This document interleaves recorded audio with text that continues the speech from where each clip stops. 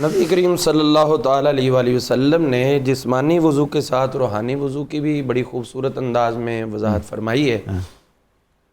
اس کا سب سے بڑا ایفیکٹ یہ ہے کہ صرف وضو جسم کو اعضاء کو دھونے کا نام نہیں ہے، ٹھیک ہے، بلکہ جسم کے ساتھ، چونکہ جب ہم باہر نکلتے ہیں تو کچھ گناہ ایسے ہوتے ہیں جو جسم کے ساتھ چہرے پہ جو اعضاء ظاہر ہوتے ہیں ان پہ لگتے رہتے ہیں۔ ٹھیک ہے، صرف گرد و غبار نہیں بلکہ گناہ لگتے ہیں، چہرے پر لگ گئے، ہاتھوں پہ لگ گئے، پاؤں پہ لگ گئے، تو یہی اعضائے وضو ہیں جن کو دھونے کا حکم ہے۔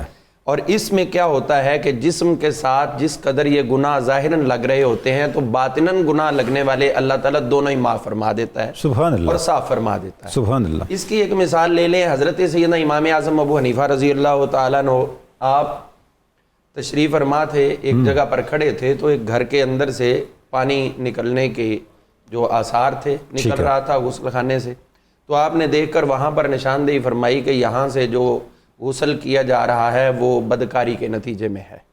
تو عرض کیا گیا کہ یہ آپ کو کس طرح خبر ہوئی؟ تو آپ نے فرمایا کہ پانی کے قطرات میں زنا کے اثرات نظر آ رہے ہیں۔ اللہ تو یہ باطنی نگاہ جو ہے یہ اللہ والوں کو نصیب ہوتی ہے اور وہ اس سے یہ تمام معاملات دیکھ لیتے ہیں۔ اچھا علامہ صاحب، اس سے امام اعظم کی بصیرت کا بھی اندازہ ہوتا ہے؟ جی بے شک، سبحان اللہ، سبحان اللہ۔ تو اس طرح ہوتا ہے معاملہ کہ جب آپ وضو کرتے ہیں، نبی کریم صلی اللہ تعالیٰ علیہ وآلہ وسلم نے بذات خود ایک خوبصورت مثال عطا کی۔ آپ نے فرمایا کہ جس طرح کسی کے گھر کے سامنے اگر نہر جاری ہے اور اس میں سے وہ روزانہ 5 مرتبہ غسل کرتا ہے تو بتاؤ اس کے جسم پر کوئی غلاظت نجاست کو رہ جائے گی؟ عرض کی گئی حضور نہیں۔ تو آپ نے فرمایا یہی مثال جو ہے وہ 5 وقت نماز کے لیے وضو کرنے والے کی، کہ اللہ تعالیٰ اس کو بھی ایسے ہی صاف فرما دیتا ہے۔ نبی کریم رؤوف رحیم صلی اللہ تعالیٰ علیہ وآلہ وسلم نے جو وضو کے حوالے سے بطور خاص ہماری توجہ دلائی تو اس میں ایک رزلٹ ہمیں نظر آتا ہے، اور وہ رزلٹ ہمیں یہ نظر آتا ہے کہ جو ہم یہاں پر موجود ہیں، نماز پڑھنی ہے تو نماز مشکل ترین کام نہیں ہے، ٹھیک ہے، یہ آسان ہے، ٹھیک ہے، اس سے مشکل وضو کرنا ہے۔ کمال، آپ نے برکاتی صاحب ایک نفسیاتی نقطہ بیان کیا ہے، ہم اس کو مانیں یا کہیں نہ کہیں وجہ وضو ہی ہوتا ہے۔ وضو ہی ہوتا ہے۔ اب آپ دیکھ لیں کہ کوئی میک اپ کر کے پھر رہا ہے اسی طرح تو وہ وضو کے پاس نہیں بھٹکتا۔ تو جو وضو کرنا آسان سمجھتے ہیں وضو کے بعد نماز پڑھنی مشکل نہیں۔ اچھا، یا باوضو ہو تو نماز فوراً پڑھی جاتی ہے؟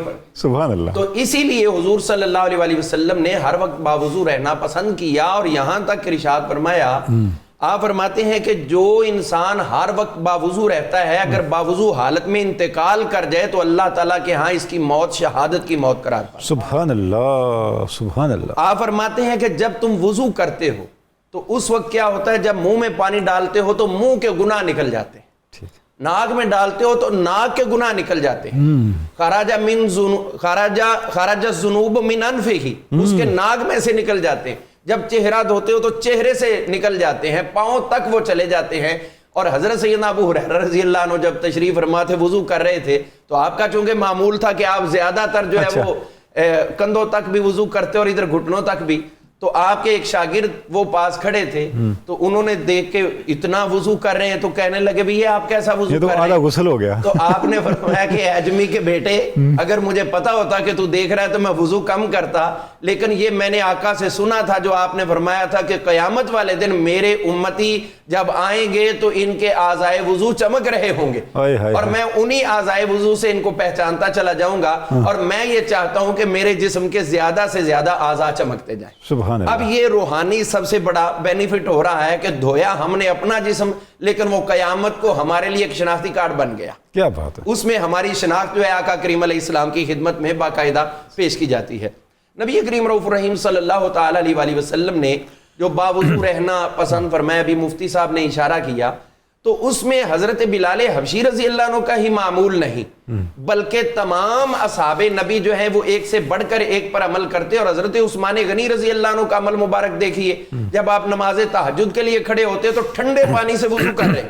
اللہ، آپ کا غلام وہ کہہ رہا ہے سرد راتیں، پانی ٹھنڈا، میں کس لیے ہوں، مجھے کیوں خریدا ہے، آپ مجھے آرڈر کریے، میں اسی وقت پانی جس طرح بھی ہو گرم کر کے آپ کو پیش کروں۔ ایک آپ کی عمر کا تقاضا، دوسرے امیر المومنین ہے، تیسرا میں غلام ہوں، اور پھر ٹھنڈا پانی یہ بنتا نہیں ہے۔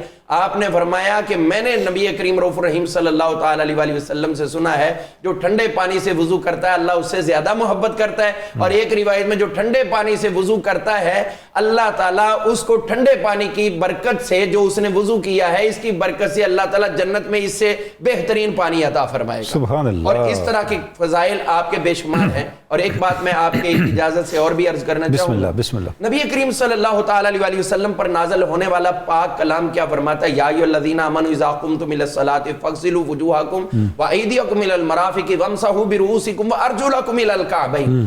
یہ اللہ تعالیٰ نے بذات خود وضو کا پروسیجر بیان کر کے کہہ دیا کہ ہو سکتا ہے آنے والے دور میں کوئی حدیثوں کو ضعیف کہہ کے ٹھکرا دے، ہم قرآن کی نص کے اندر خود ذکر کر دیتے ہیں تاکہ یہ وضو کرنا دائمی ہو جائے اور قیامت تک اس کا کبھی بھی انکار نہ کیا جا سکے۔ سبحان اللہ۔ نبی کریم صلی اللہ تعالی علیہ وسلم نے وضو کے حوالے سے بطور خاص ایک جو ہمیں سبق عطا کیا چونکہ طہارت موضوع ہے، آپ فرماتے لولا ان اشق علی امتی لامرتہم بالسواک عند کل صلاۃ، اگر میں امت پر بوجھ نہ سمجھوں تو ہر نماز پہ ان کو حکم دیا کرو کہ تم مسواک کرو اور مسواک کے بغیر تمہارا وضو نہ ہو، لیکن میں امت پہ آسانی کے لیے مسواک کا قائم مقام تمہاری شہادت کی انگلی قرار دے رہا ہوں، اس سے بھی اگر تم کرو گے تو تمہیں وہی فائدہ ہوگا، لیکن اصل فائدہ جو ہے وہ مسواک کے ساتھ کرنے میں ہے۔